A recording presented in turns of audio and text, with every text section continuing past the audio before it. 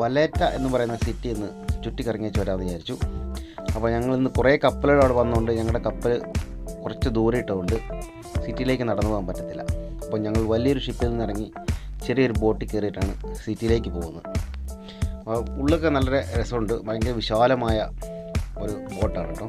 ഒരുപാട് കപ്പാസിറ്റി ഒക്കെ ഉണ്ട്. എന്നാലും വളരെ വൃത്തിയുള്ളൊരു ബോട്ടാണ്.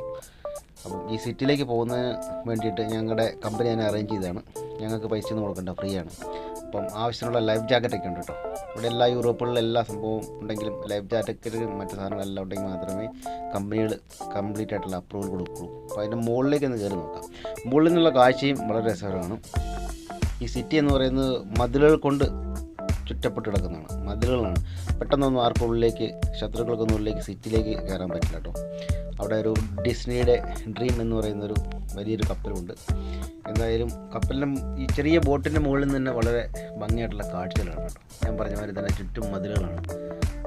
ഈ വലേറ്റ സിറ്റി കംപ്ലീറ്റ് മതിലുകൾ കൊണ്ട് കെട്ടി മറിച്ചിരിക്കുകയാണ് കേട്ടോ. അത് ഒന്നാം കാല മഹായുദ്ധം ഉണ്ടായ സമയത്ത് അവർ ശത്രുക്കളിൽ നിന്ന് പെട്ടെന്നുള്ളിലേക്ക് വരാണ്ടിരിക്കാൻ വേണ്ടിയിട്ട് ചെയ്തതാണ്. അപ്പോൾ ഈ ചെറിയ ബോട്ടിൻ്റെ ഉള്ളിലെ ക്യാപ്റ്റനാണ്. വീലുണ്ട്, സ്റ്റിയറിംഗ് വീല്, ബൈനോക്കുലർ എന്ന് വേണ്ട എല്ലാ സാധനങ്ങളൊക്കെ ഉണ്ട് കേട്ടോ. ചെറിയ ബോട്ടാണേലും കാണാനായിട്ട് ഭംഗിയുള്ളൊരു ബോട്ടാണ്. അപ്പോൾ ഞങ്ങൾ ഏകദേശം കരയോടെ അടുപ്പിക്കാറായിട്ടുണ്ട് കേട്ടോ. അപ്പം ദൂരെ നിന്ന് കാണുമ്പോൾ തന്നെ ഞാൻ പറഞ്ഞ മാതിരി തന്നെ ഇതൊരു വളരെ രസകരമായിട്ടുള്ളൊരു സിറ്റിയാണ്.